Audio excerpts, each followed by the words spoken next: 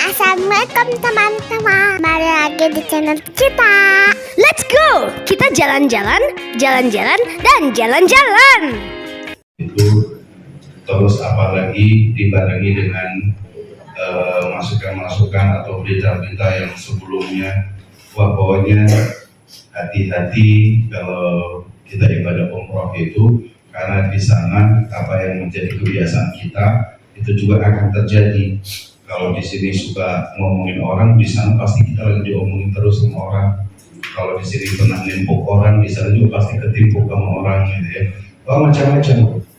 Akhirnya jadi takut kita mau ibadah umroh itu. Kan ada tuh di masyarakat kita kadang-kadang seperti itu, gitu ya. Bahwa yang kewajiban kita mengilmui ini adalah sesuatu yang berkaitan waktu sekaligus tempat di mana kita memulai berpakaian ihram, niat dalam hati kita untuk berihram, beribadah umroh. Nanti kemudian setelah itu dari Jeddah ke Madinah, dari Jeddah ke Mekah paling tidak itu kalau lancar 2 jam selesai nyampe ke Mekah. Nanti ibadah umrohnya itu palingan 3 jam selesai sampai tahallul. Jadi sebenarnya tidak nyampe 10 jam, tidak nyampe setengah hari, apalagi seharian. Tapi kalau di kita ini di Taiba, di travel manapun kadang-kadang sampai 9 hari, sampai 12 hari dan yang lain. Ibadah yang mengiringinya itu yang panjang, gitu ya. Seperti ziarah, ya kan. Memang kita memperbanyak ibadah di Masjidil Haram, nanti ziarah di Masjid Nabawi, nanti kita di sana juga ibadah memperbanyak di Masjid Nabawi. Ya, kalau belanja itu nggak banyak, sedikit aja, cuma sedikit belanja. Nah, gitu ya. Kadang-kadang seperti itu, gitu ya. Kenapa sedikit belanja? Karena pulang dari masjid banyak belanjaan, gitu ya, kita beli, gitu ya. Makanya tadi kata Bu Haji mengatakan bahwa di Mekah tidak ada belanja. Iya betul. Itu tidak ada belanja yang dikomandoi. Ya, tapi saya yakin akan ada belanja masing-masing, gitu. Itu pasti akan ada belanja. Jadi yang mengiringi itulah sebenarnya itu perjalanan ibadah saja atau perjalanan kita ziarah ibadah. Maka saya katakan ibadah umroh itu perjalanannya ada perjalanan ibadah, ada perjalanan sejarah, gitu ya.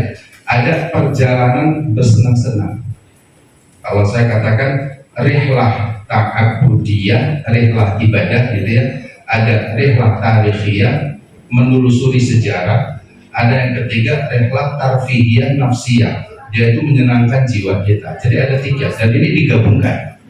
Digabungkan.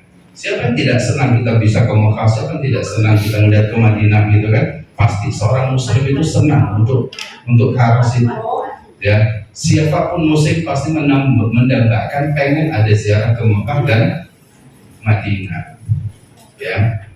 Maka ada 3 perjalanan ini dalam satu waktu, yang paket 9 hari kah, 12 hari kah, atau mungkin paket lebih sempit dari itu, lebih singkat dari itu pun itu tetap ada nilai 3 ini.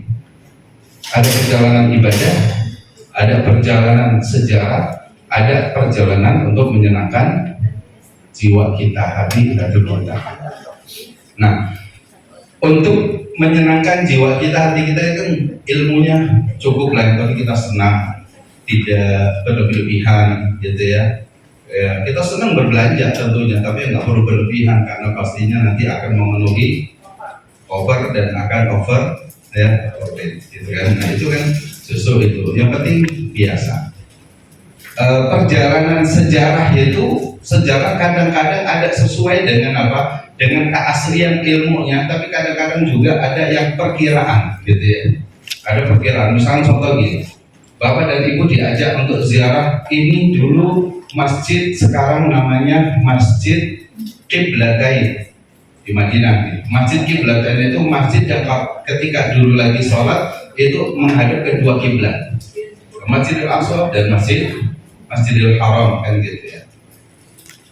Harama yahrimu, artinya mengharamkan sesuatu yang boleh menjadi tidak boleh.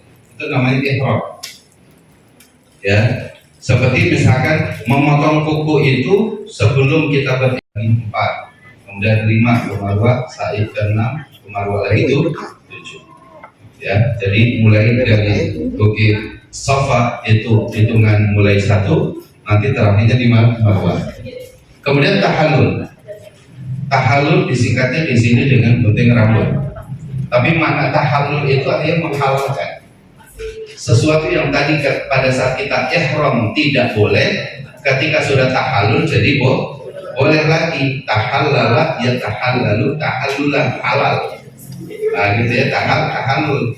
Cuma ditandai kalau ihram tadi itu ditandainya dengan mengenakan kain ihram seperti yang nampak bagi bapak-bapak nanti, karena kain ihram itu hanya 2 helai kain saja, tidak boleh ada pakaian dalam pun, tidak boleh pakai sepatu, gitu ya, tidak boleh pakai kaos kaki, tidak boleh pakai tutup kepala, gitu ya.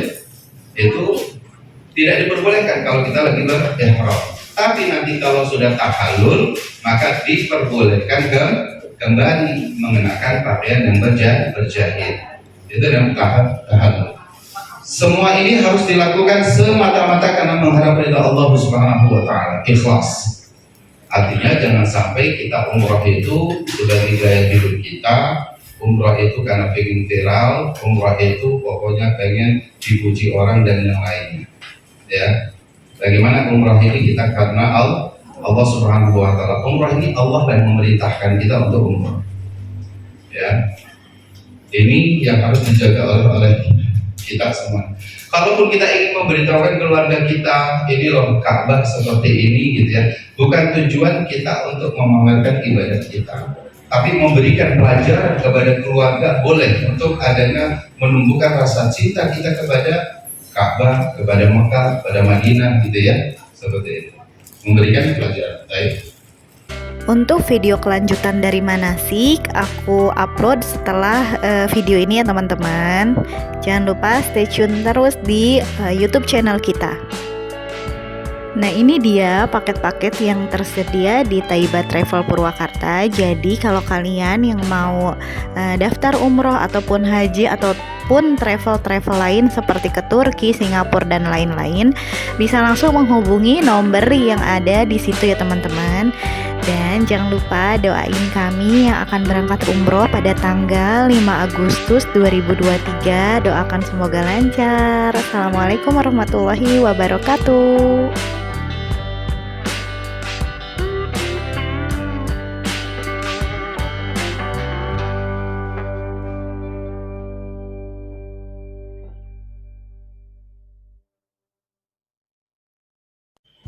Thank you for watching. Don't forget to subscribe, like, comment, and share. Assalamualaikum.